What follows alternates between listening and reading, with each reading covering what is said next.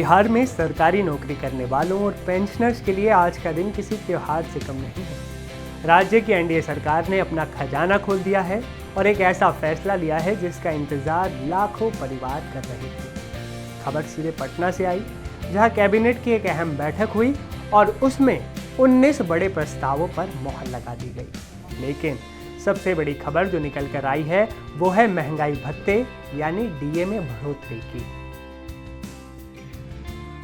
सरकार ने राज्य के सरकारी सेवकों और पेंशन भोगियों को महंगाई से राहत देते हुए उनके डीए में 5% का सीधा इजाफा कर दिया। अब तक इन कर्मचारियों को 252% महंगाई भत्ता मिल रहा था, जो अब बढ़कर 257% हो जाएगा। ये बढ़ोतरी उन कर्मचारियों के लिए है जो छठे वेतनमान में आते हैं। वहीं जो कर्मचारी या पेंशनर्स अभी भी 5th पे कमीशन के हिसाब से सैलरी ले रहे हैं, उनकी खुशी तो और भी दोगुनी है।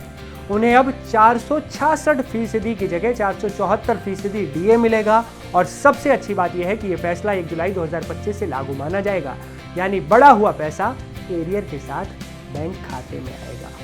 और सिर्फ सैलरी ही नहीं, नीतीश सरकार ने बिहार के प्रशासनिक ढांचे में भी बहुत बड़ा बदलाव किया है। सरकार का पूरा फोकस अब युवा और रोजगार पर है।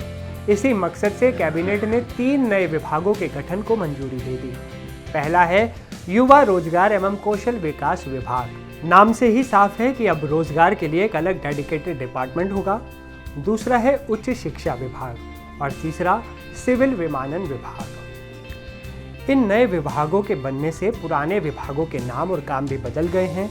जैसे पहले कला संस्कृति एवं युवा विभाग हुआ करता था, अब उससे युवा हटाकर उसे सिर्फ कला एवं संस्कृति विभाग बना दिया गया है, क्योंकि युवाओं के लिए अब अलग रोजगार विभाग बन गया है। इसके अलावा श्रम संसाधन विभाग का नाम बदलकर अब श्रम संसाधन एवं प्रवासी श्रमिक कल्याण विभाग कर दिया गया है। ये नाम बदलना सिर्फ औपचारिकता नहीं है, बल्कि ये बताता है कि सरकार प्रवासी मजदूरों की भलाई को लेकर अब ज़्यादा गंभीर है।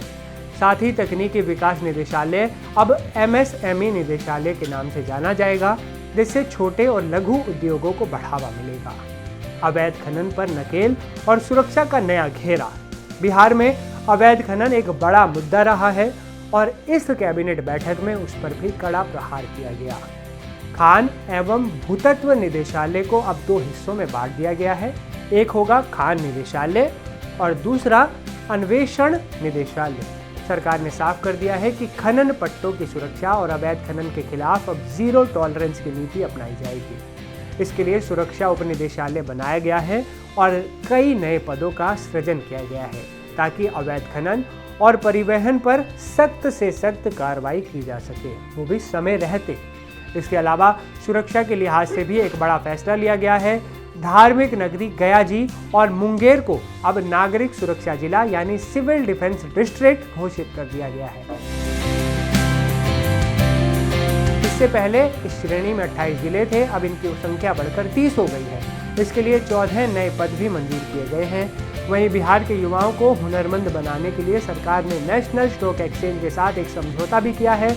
यानी कुल मिलाकर देखें तो ये कैबिनेट बैठक सिर्फ फाइलों पर हस्ताक्षर करने तक सीमित नहीं थी, बल्कि इसमें कर्मचारियों की जेब से लेकर युवाओं के भविष्य और राज्य की सुरक्षा तक हर मोर्चे पर बड़े फैसले लिए गए। अब आप हमें बताइए कि आपको सबसे ज़्यादा बढ़िया फैसला सरकार का कौन सा लगा।